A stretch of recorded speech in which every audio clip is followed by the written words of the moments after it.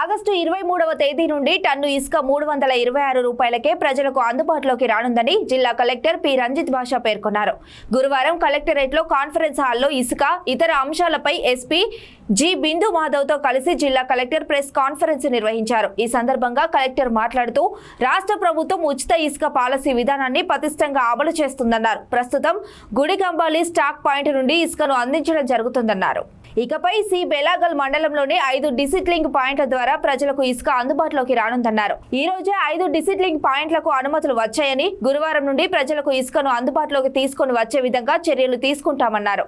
ఇసుక ధరను కూడా తగ్గించడం జరిగిందని కలెక్టర్ పేర్కొన్నారు. జిల్లాలో టన్ను ఇసుక ధర 335 రూపాయలు ఉండగా ప్రస్తుతం అందులో 9 రూపాయలు తగ్గించి టన్ను ఇసుక ధరను 325 రూపాయలుగా నిర్ణయించడం జరిగిందన్నారు. ఇసుక ఉచితంగానే ఇవ్వడం జరుగుతుందని, ఇసుక తవ్వకం, లోడింగ్, సీనరేజ్, జీఎస్టీలకు మాత్రమే 326 రూపాయలు చెల్లించాల్సి ఉంటుందన్నారు.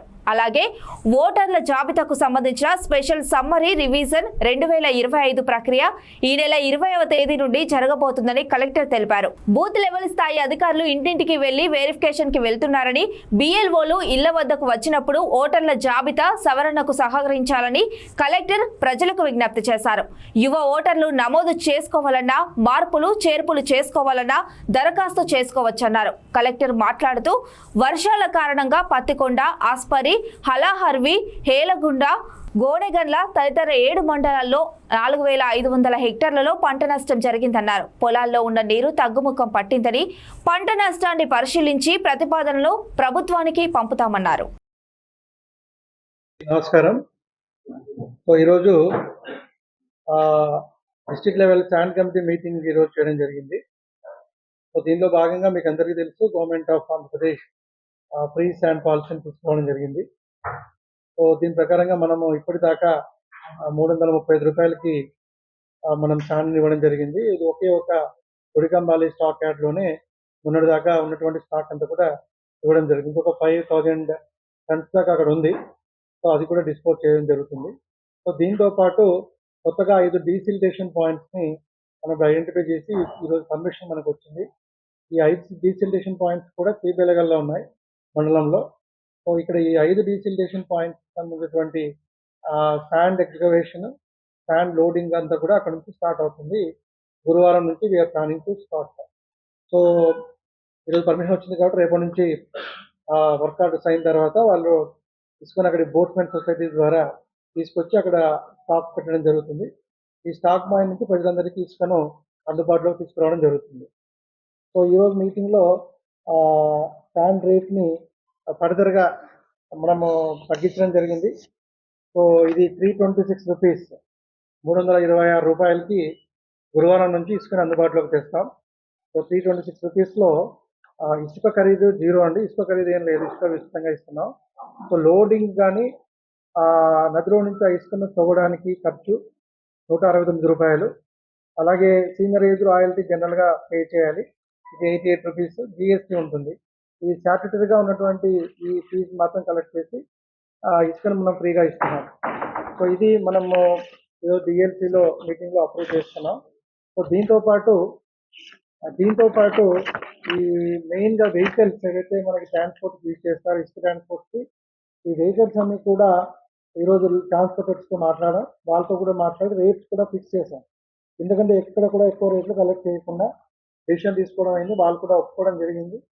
ఫర్దర్ ఎక్కడ ఎక్కువ కలెక్ట్ చేస్తే డెఫినెట్గా వాళ్ళ మీద యాక్షన్ ఉంటుంది.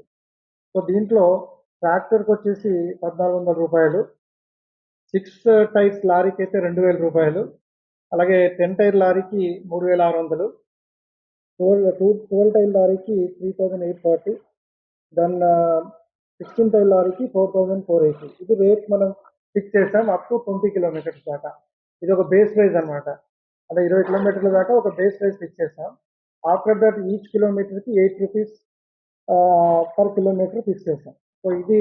ఈ రేట్లు ప్రజలందరికీ అందుబాటులో రేపు పబ్లిష్ చేయాలి. అందరికీ తెలుస్తుంది.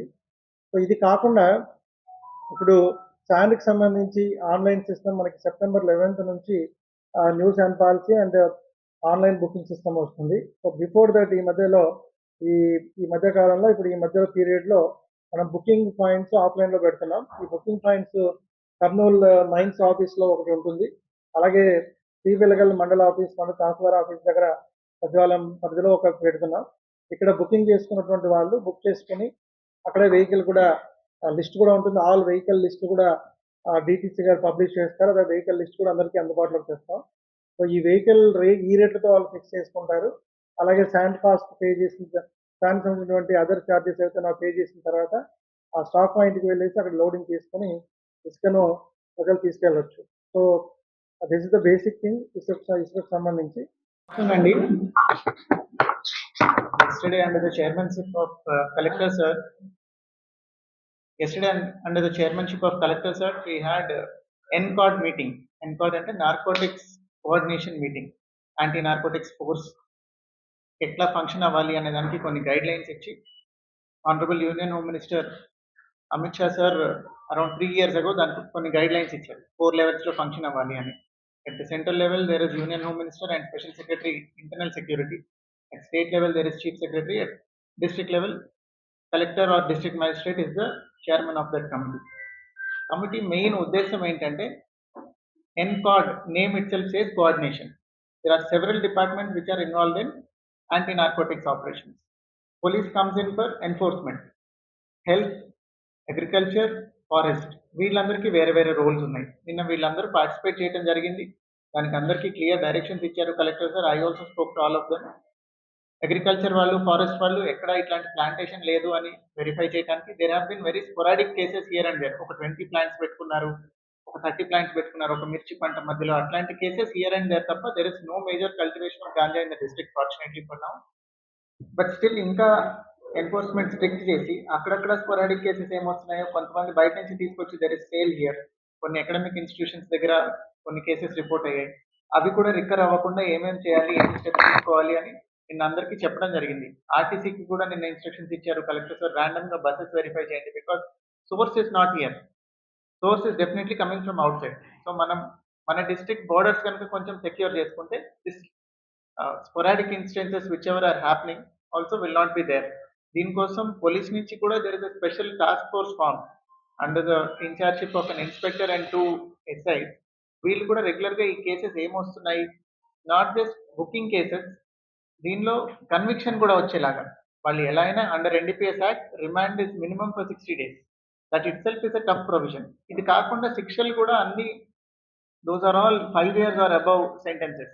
సో అన్నిటిలోనూ కన్విక్షన్ వచ్చేలాగా కోఆర్డినేషన్ చేయడం కోసం దానికి కూడా ఒక టాస్క్ ఫోర్స్ క్రియేట్ చేయడం జరిగింది. So we'll make sure that CM sir has instructed in the review that was conducted on 5th August that ganja must be eradicated with a objective timeline.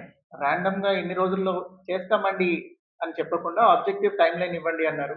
For us we said sir ఇక్కడ incidences తక్కువ కాబట్టి in an year maybe we'll try to make the ganja eradication a possibility and cases 0 కి తీసుకొస్తామని promise చేయడం జరిగింది. We are working towards.